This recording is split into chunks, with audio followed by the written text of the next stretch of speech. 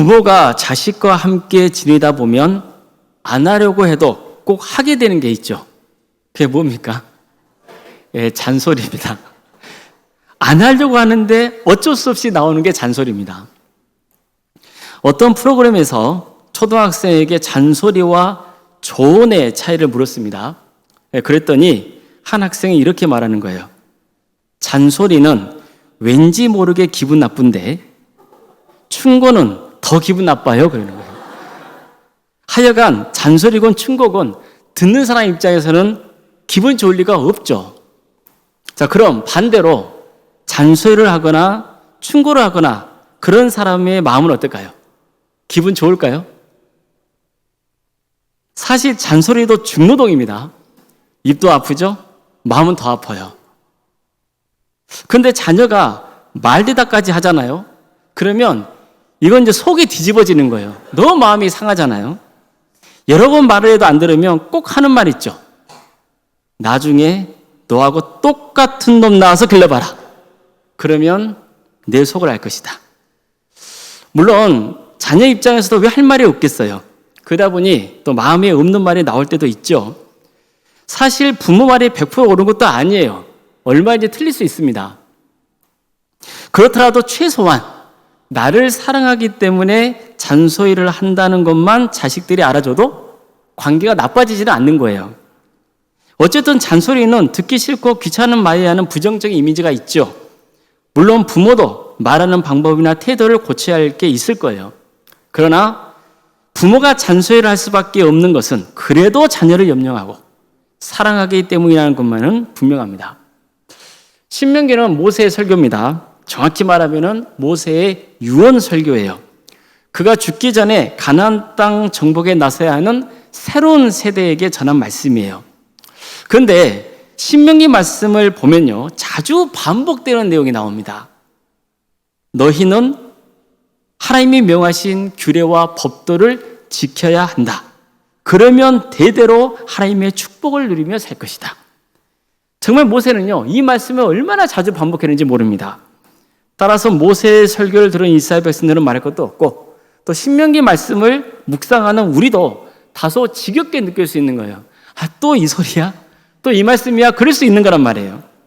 하지만 모세는요, 백성들이 하나님의 말씀을 듣고 순종하는 삶의 중요성을 너무나 잘 알고 있었습니다.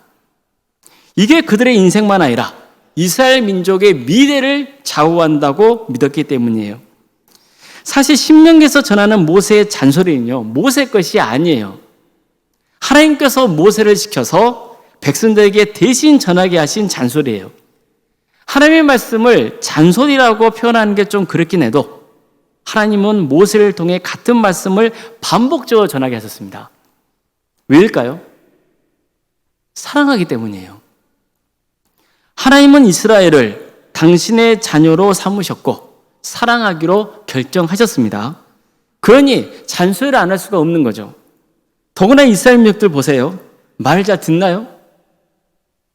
끄떡하면 불평하고 원망했어요.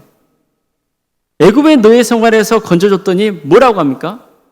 왜 구해줬냐 그러죠? 차라리 애굽 땅에서 노예로 지내는 게 나을 뻔했다고 했어요.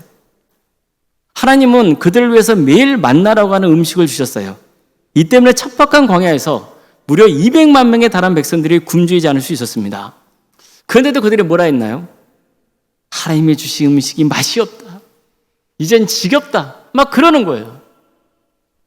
그들을 살려주고 키워주고 돌보신 하나님을 버리고 우상을 숭배하기도 했습니다. 가라는 데는 안 가고 또 가지 말라는 데는 가려고 했어요. 얼마나 하나님 속을 뒤집어 놓았는지 모릅니다. 그렇지만 하나님은 그들을 포기하지 않으세요. 그들을 아끼고 사랑하셨기 때문에 모세를 통해서 어떻게 살아야 되는지에 대해서 반복적으로 전하게 하셨습니다. 그 말씀이 누군가에게는 듣기 싫은 잔소리일 수도 있었을 거예요. 상처받는 말일 수도 있었겠죠. 그러나 어떤 사람은 그 말씀을 깊이 새겼습니다. 하나님의 뜻은 뭐겠어요? 모든 백성이 하나님의 뜻을 알고 순종하기를 기대하셨던 거예요. 그래서 모세의 설교를 통해서 계속해서 하나님의 계명을 지켜야 한다. 그래야 축복받는다. 이렇게 가르치게 하셨던 거죠. 모세의 입이 아플 정도로 또 반복하게 하신 거예요. 여러분은 신약 성경에서 가장 중요한 말씀이 뭐라고 보십니까? 사람마다 다 차이는 있을 거예요. 그러나 일반적으로 요한복음 3장 16절 말씀을 꼽습니다. 하나님이 세상을 이처럼 사랑하사 독생자를 주셨으니 이는 그를 믿는 자마다 멸망하지 않고 영생을 얻게 하려 하심이라. 이 말씀은 신약 성경만 아니라 구약과 신약 성경 전체를 압축적으로 설명해 주고 있는 너무나 귀한 말씀입니다. 이 말씀은 하나님이 세상을 너무나 사랑하신다는 것을 가르쳐 줍니다. 그리고 하나님은 우리를 구원해 주려 하신다는 것을 가르쳐 줍니다.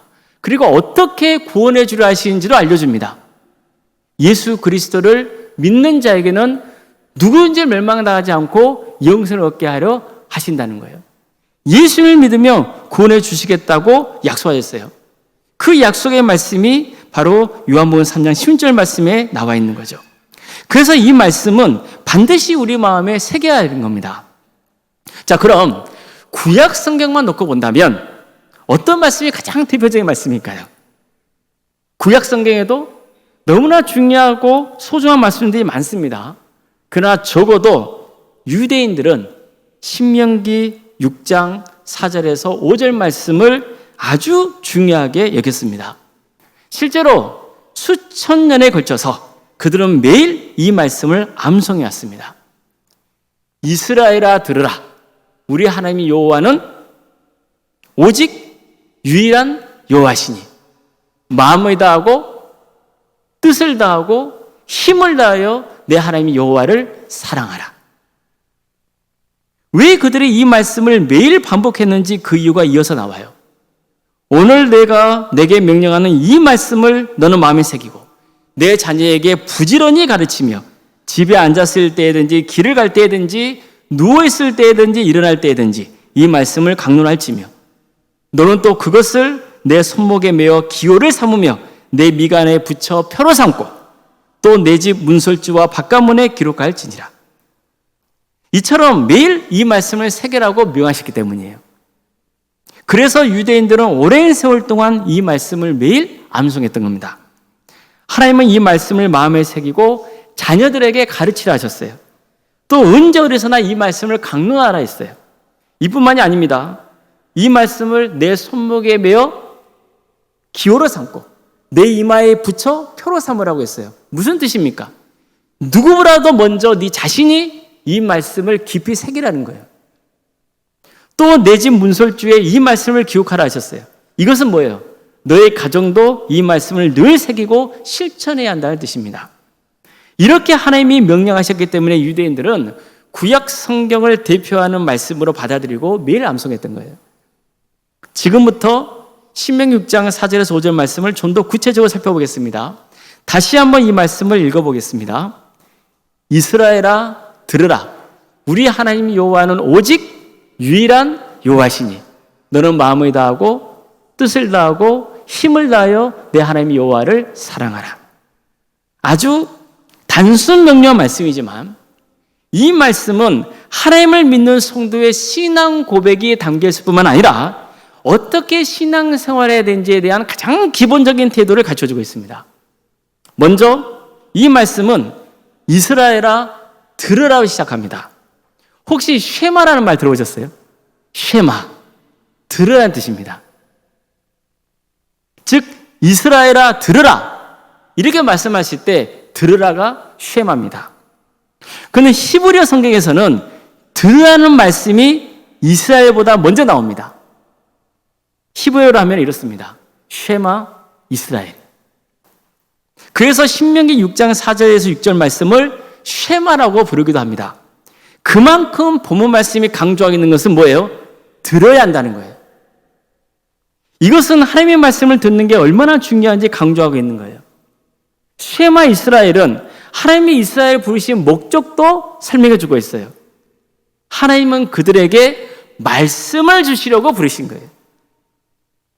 따라서 그들은 하나님의 말씀을 듣고 그 말씀을 맡은 자로서 살도록 부름받은 사람들이죠.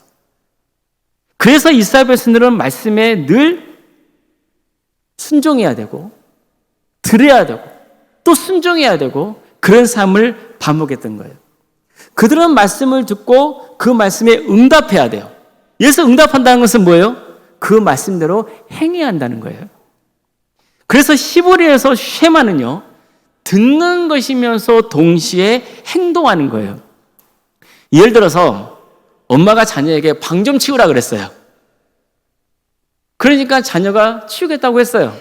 근데 한참 지난 다음에 방을 봤더니 치웠어요, 안 치웠어요? 안 치웠어요. 한 번 만에 들으면 자식이 아니죠. 안 치웠어요. 그러면 엄마가 뭐라 그럽니까? 왜 엄마만 안 들어? 너는 엄마 말이 말 같지 않니? 그러는 거예요. 이거 무슨 뜻이에요? 말을 들었으면, 듣고 하겠다 했으면 어떻게 해야 되는 거예요? 실천해야 된다는 거예요. 그게 듣는 거예요. 행동하지 않았으면 방을 치우라는 말을 듣지 않은 것과 같은 거라는 거죠. 쉐마도 마찬가지예요. 그래서 성경에 보면 많은 선지자들이 이스라엘 백성들은 귀가 있어도 듣지 못한다는 표현을 사용했던 거예요. 무슨 뜻이에요? 그들은 하나님의 말씀을 들었어요. 그렇지만 말씀대로 행동하지 않았어요. 하나님의 말씀을 못 듣는 게 아니에요. 들었다니까요. 그런데 행동해요, 안 해요? 안 하는 거예요. 따라서 그들은 하나님의 말씀을 들은 거예요, 안 들은 거예요? 안 들은 거예요. 쉐마는 주의를 기울이다, 집중하다는 뜻이 있어요. 따라서 정말 그들이 하나님의 말씀을 주의 깊게 집중해서 들었다면 그 말씀을 새겼을 것이고 그 말씀대로 행동했을 거라는 거예요. 하지만 전혀 그들은 달라지지 않았어요. 그래서 선지자들은 저들이 귀는 있어도 하나님의 말씀을 듣지 못한다고 비판했던 거죠. 그 결과는 뭡니까? 이스라엘의 파멸이었습니다. 그만큼 하나님의 말씀을 주의 깊게 듣는 게 중요한 거예요. 살려면 말씀을 들어야 돼요. 그래서 본문에서는 가장 먼저 하나님의 말씀을 들어야 한다는 것을 강조했던 겁니다. 다음으로 중요한 건 뭘까요? 그 말씀을 주시는 하나님이 어떤 분이신지를 알아야 되는 거예요. 사람은요, 말하는 사람이 어떤 권위를 가지고 있냐에 따라서 듣는 태도와 행동이 달라집니다. 그렇잖아요. 그래서 본문에서는 이렇게 말씀하고 있는 거예요. 우리 하나님 여호와는 오직 유일한 여호와시다는 거예요. 오직 하나님만이 참된 신이라는 뜻이에요. 지금도 그렇지만 당시 고대 사회에서는 여러 신을 섬기는 문화가 있었어요. 한 사람이 여러 신을 섬겼어요. 그런데 본문에서 뭐라고 선포합니까? 오직 하나님은 한 분이시고 하나님 외에 다른 신은 없다는 거예요. 하나님 외에 다른 신을 숭배하는 것은 다 거짓이라는 거예요. 오직 하나님만이 경배받기에 합당한 분이세요. 하나님은 창조주세요. 하나님은 말씀으로 세상을 지으셨어요. 따라서 세상 어떤 것도 하나님과 비교 대상이 될 수 있어요, 없어요? 없는 거예요. 하나님은 전지전능하세요. 오직 하나님만이 만왕의 왕이세요. 살아계셔서 세상을 다스리세요. 그래서 우리는 전적으로 누구의 말을 들어야 되는 거예요? 하나님의 말씀을 들어야 되는 거예요. 하나님의 말씀을 진작에 듣고 순종해야 되는 거예요. 그러려면 어떤 신앙이 확고해야 될까요? 우선 하나님 두려워할 줄 알아야 돼요. 그래서 하나님을 만만히 봐서는 안 된다는 것을 십계명에서 가르쳐주고 있잖아요. 그게 뭐죠? 하나님의 이름을 망령되이 일컫지 말라는 거예요. 우리는 하나님 무서운 줄 알아야 돼요. 하나님의 권위가 얼마나 대단한지 알아야 돼요. 그래야 하나님이 주시는 말씀을 듣고 행할 수 있는 거예요. 다음으로는요, 하나님의 말씀은 100% 옳다는 신앙이 확고해야 돼요. 그래야 그 말씀을 듣고 순종할 수 있는 거죠. 설령 지금은 받아들이기 어렵고 이해가 되지 않는 게 있어도 하나님 말씀은 100% 옳다고 믿어야 돼요.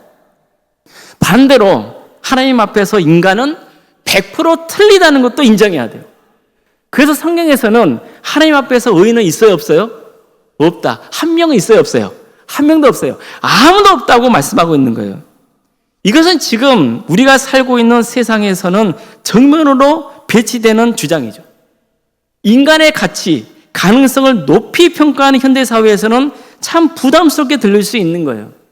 그러나 이 신앙이 확고한 상태에서 하나님 말씀에 순종하잖아요. 그러면 오히려 인생관이 분명해집니다. 하나님 말씀은 100% 옳다. 그리고 적어도 하나님 앞에서 나는 틀리다. 그걸 인정해야 누구의 말씀을 듣게 되어 있는 거예요? 하나님 말씀을 듣게 되는 거예요. 겸손하게 주의 말씀을 듣게 되어 있는 거예요. 그랬을 때 우리의 삶이 확고해져요. 내가 왜 이 땅에 태어났으며 어디를 향해 가고 있으며 무엇을 하나님께서는 기대하시는지를 알게 되는 거예요. 그래서 분명한 목적을 가지고 이 땅에서 살아갈 수 있는 거예요. 뿐만 아니라 하나님 말씀에 전적으로 순종하는 신앙의 길을 감으로써 하나님의 은혜를 누릴 수 있는 거죠. 자, 그렇다면 이제 구체적으로 어떻게 하나님의 뜻에 순종해야 됩니까? 하나님이 원하시는 삶은 뭐예요? 너는 마음을 다하고 뜻을 다하고 힘을 다하여서 내 하나님 여호와를 사랑하라는 거예요. 이처럼 하나님을 사랑해야 돼요. 그런데 보세요. 어떻게 사랑하라고 하세요? 마음을 다하고 뜻을 다하고 힘을 다하여서 하나님을 사랑을 하시는 거예요. 이것은 뭐예요? 우리 전부를 바쳐서 하나님을 사랑해야 한다는 말씀이에요. 왜 하나님을 사랑해야 됩니까? 이미 말씀드린 대로 하나님만이 유일한 신이시고 경배받기에 합당한 분이시기 때문이에요. 그런데 또 있어요. 우리가 하나님을 사랑해야 될 이유가 있어요. 하나님이 먼저 우리를 지극히 사랑하셨기 때문이에요. 그래서 사도 요한도 이렇게 전했던 겁니다. 우리가 사랑함은 그가 먼저 우리를 사랑하였으니. 무슨 뜻이에요? 하나님께서 나를 먼저 사랑해 주셨기 때문에 나도 하나님을 사랑한다는 거예요. 사람은요, 자기가 사랑을 받은 것만큼 사랑할 수 있다 그래요. 내 안에 받은 사랑이 없으면은 그 사랑을 베풀 수 있어요, 없어요? 없다는 거예요. 그래서 사랑을 많이 받는 게 중요해요. 그런 의미에서 부모의 사랑이 그렇게 중요하죠. 왜요? 태어났을 때 처음 보는 사람이 누구예요? 부모잖아요. 그래서 부모의 사랑이 그렇게 중요한 거예요. 설령 부모가 아니더라도 목회자나 선생님이나 친척이나 배우자 등을 통해서 사랑을 받는 것도 중요하죠. 그런데 우리가 반드시 받아야 되는 특별한 사랑이 있어요. 하나님의 사랑이에요. 실제로 제대로 사랑을 받지 못한 채 많은 아픔과 상처를 입은 사람도요, 그 하나님의 사랑을 체험하면 긍정적으로 변화됩니다. 완전히 바뀌어버려요. 너무나 특별한 사랑을 받았기 때문이에요. 자, 그럼 하나님의 사랑을 받은 사람은 당연히 무엇을 할까요? 하나님을 사랑하게 돼 있어요. 하나님이 나를 먼저 사랑해 주셨기 때문이에요. 그래서 성경에 보면요, 늘 하나님께서 먼저 은혜를 베풀어 주십니다. 사랑을 공급해 주세요. 그런 다음에 반드시 지켜야 할 계명을 가르쳐 주시는 거예요. 그렇다면 하나님은 당신의 계명을 어떤 마음으로 순종하기를 바라시겠어요? 하나님의 사랑을 받았으니 하나님을 사랑하는 그 마음으로 순종하기를 기대하시는 거예요. 하나님이 바라시는 사랑은 감정적인 사랑을 넘어서는 거예요. 정말 힘과 의지를 다해서 하나님을 사랑하는 거예요. 그냥 말로만 사랑해요. 그럼 그게 사랑입니까? 아니잖아요. 우리가 자식을 키우건 부부관계를 맺건 어른을 공경하건 말로만 하면 돼요? 아니잖아요. 정말 헌신해야 되죠. 그게 사랑이잖아요. 그래서 하나님을 사랑한다는 것은 뭐예요? 하나님께 헌신하는 거예요. 어떻게 해요? 마음과 뜻과 힘을 다해서 하나님을 사랑하는 거예요. 그런데요, 이처럼 하나님을 전적으로 사랑하잖아요. 그러면 오히려 나에게 기쁨과 감사가 차고 넘치는 겁니다. 하나님을 사랑하는 게 오히려 내게 행복을 가져다 줘요. 그래서 이런 말이 있습니다. 어떤 사랑을 하느냐에 따라서 어떤 인간이냐가 결정된다는 거예요. 내가 누구를, 무엇을 사랑하느냐에 따라서 내 삶이 결정돼요. 정말 그렇지 않습니까? 내가 누구를 사랑하느냐에 따라서 인생이 달라져요. 잘못 사랑하잖아요. 인생 망가지는 거예요. 그래서 누구를 사랑하느냐가 그렇게 중요한 거죠. 어떤 사랑을 하느냐, 거기에 따라서 어떤 인간이냐가 결정이 되는 거예요. 이 말은요, 어거스틴이라는 사람이 남긴 말이에요. 그는 모태신앙이었습니다. 어머니인 모니카는 독실한 성도였어요. 하지만 어거스틴은 너무나 어머니의 속을 썩이는 자식이었어요. 말을 안 들어요. 수년간 이단에 빠져서 방황했어요. 엄청나게 방탕한 삶을 살았어요. 그러니 어머니는 늘 어거스틴이 기도 제공일 수밖에 없었던 거죠. 하루는 모니카가 너무 답답해서 목사님을 찾아가서 상담했어요. 근데 그때 목사님이 이렇게 말해줬어요. 이처럼 많은 눈물을 흘리는 어머니의 자식은 망하지 않을 겁니다. 이 말에 모니카는 큰 위로를 받아요. 그런 중에 어거스틴은 자기가 믿는 신앙이 잘못되었다는 것을 깨닫고 그 이단 집단에서 빠져나와요. 오랜 시간에 걸렸지만 결국은 빠져나와요. 그렇지만 계속해서 정욕에 물든 삶을 살아가요. 머리는 또 똑똑해요. 그래서 학문적인 것을 통해서 만족을 얻으랬지만 이 역시 늘 험할 뿐이었어요. 그러다 어느 날 한 조언에서 그는 너무 괴로워하면서 하나님께 회개 기도를 드리기 시작했어요. 정말 있는 힘을 다해서 하나님께 잘못을 고하며 회개했어요. 그러던 중에 이웃집에서 한 어린아이가 계속해서 반복하는 소리가 들리는 거예요. 들고 읽어라, 들고 읽어라. 이 어린아이가 계속 그런 말을 반복하는 소리가 들려요. 어거스틴은 그 소리를 들을 때 하나님께서 내게 들려주신 음성으로 여겼던 거예요. 하나님이 나에게 들려주신 것 같았어요. 그에게는 그 어린아이의 들고 일어난 말이 쉐마처럼 느껴졌단 말이에요. 그래서 그는 급히 달려가서 성경책을 들고 펼쳤어요.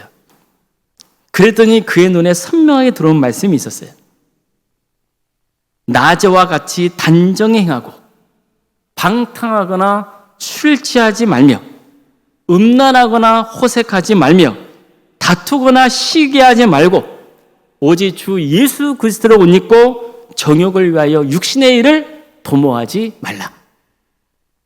그는 이 말씀이야말로 지금 하나님께서 그에게 직접 들려주신 쉐마라고 여겼던 거예요. 그렇게 믿게 된 거예요. 그래서 이 말씀을 들은 다음부터 그를 뒤덮고 있던 뿌연 한계가 거치고 내가 어떻게 사는 게 바른 것인지 분명한 목적을 깨닫게 된 거예요. 그는 서둘러서 어머니에게 가서 그가 체험한 일을 전했어요. 그러자 어머니는 너무 기뻐하면서 춤추며 하나님을 찬양했어요. 여러분, 어거스틴은요, 우리 기독교 역사에서 아마도 사도 바울 다음으로 유명한 신학자일 겁니다. 그렇게 지대한 영향을 끼친 사람이 된 거예요. 어거스틴은 방탕한 삶을 오랫동안 지속했어요. 그래서 나중에 그때를 회상하면서 이렇게 기도해요. 주님, 저는 죄를 사랑했습니다. 죄보다도 죄를 짓는 그 행위를 사랑했습니다. 이렇게 고백하며 회개했어요. 누구를, 무엇을 사랑하느냐에 따라서 그 사람의 삶이 바뀌는 거예요. 어거스틴은 무엇을 사랑했었어요? 죄를 사랑했어요. 그 죄를 짓는 행위 그 자체를 너무나 사랑했단 말이에요. 그 유혹에 계속 넘어갔어요. 근데 나중에 주님을 인격적으로 만난 다음에 회개했던 거예요. 뭘 깨달은 거예요? 아, 내가 쓸데없는 걸 사랑했구나. 죄를 사랑했구나는 것을 깨닫게 된 거예요. 그리고 하나님의 사랑을 체험한 다음에 예수님을 믿게 된 그는 이렇게 고백해요. 이제서야 하나님을 사랑했습니다. 이토록 새롭고 아름다운 분이시여. 한참을 지나서야 하나님을 사랑하게 되었습니다. 그런 오랜 방황 끝에 그제서야 하나님의 사랑을 고백하며 살게 됐다는 것에 진한 아쉬움을 드러내요. 그러나 이 아쉬움은 더욱 주님을 사랑하는 계기가 됩니다. 왜 그럴까요?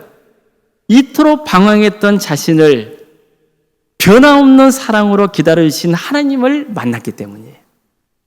그 사랑을 체험했기 때문이에요. 성도 여러분, 하나님을 사랑한다는 것은요, 가장 좋은 분을 사랑하는 거예요. 사람은 누구를 사랑하냐에 따라서 그 인생이 바뀌어요. 뿐만 아니라 누가 나를 사랑해 주느냐에 따라서 인생이 달라지는 거예요. 모세는 이스라엘 백성들의 마음과 뜻과 힘을 다해서 하나님을 사랑하기를 기대하며 선포했어요. 언제 어디서나 하나님을 사랑하는 마음을 품고 살라고 했어요. 세상은요, 나를 미워할 수 있어요. 사람 그렇잖아요. 세상이 나를 미워하면 내 자존감이 땅에 탁 떨어지는 것 같아요. 사람은 서로 사랑했다가 미워하기도 해요. 나와 가까이 있다가 멀어지기도 해요. 그게 사람이에요. 그게 관계란 말이에요. 그러나 하나님은 나를 끝까지 사랑하세요. 뿐만 아니라 나도 끝까지 주님을 사랑하기를 바라세요. 그 사랑이 나를 더욱 축복된 길로 인도하기 때문이에요. 누구를 사랑하느냐가 인생을 바꿔놔요. 창조주이신 하나님, 전지전능하신 하나님, 사랑의 하나님, 나를 지극히 사랑하시는 나의 하나님, 그분을 마음과 뜻과 힘을 다해서 사랑하길 바랍니다. 하나님은 늘 말씀을 우리가 듣고 순종하라고 명하세요. 이것은 우리를 억압하려는 게 아니에요. 나를 사랑하기 때문에 주신 말씀이에요. 그래서 반복해서 하시는 말씀은 단순한 명령이 아니에요. 사랑의 잔소리예요. 부모가 자녀에게 잔소리하는 이유도 뭐예요? 잘 되기를 바라는 마음 때문이잖아요. 올바른 길을 가기를 마음 때문이나 그런 거잖아요. 그래서 이거 하지 말아라, 저거 하지 말아라, 이것은 해라, 저것은 해라 그러는 거잖아요. 자식이 듣기 싫은 걸 알아요. 그래도 불구하고 하게 되잖아요. 무엇 때문이죠? 사랑하기 때문이죠. 사랑하기 때문에 올바른 길을 가기를 바라는 마음 때문에 그러는 거예요. 하나님도 우리를 너무나 사랑하시기 때문에 끊임없이 말씀하시는 거예요. 그러니 우리의 귀를 활짝 열고 하나님의 말씀을 들을 수 있기를 바랍니다. 들은 마음을 마음에 새겨서 어느 자리에서건 순종할 수 있기를 바랍니다. 마음을 다하고 뜻을 다하고 힘을 다해서 하나님을 사랑하기를, 그래서 그 사랑을 받고 누리는 인생의 행복을 체험하시기를 주님의 이름으로 축원합니다. 기도하시겠습니다. 사랑의 하나님, 나를 사랑하시는 하나님, 그 사랑을 받았기에 주님을 사랑합니다. 평생의 삶 동안 주의 사랑을 받으며 또 주의 사랑을 고백하며 살아가는 거룩한 인생이 되게 하여 주시옵소서. 예수님의 이름으로 기도드리옵나이다.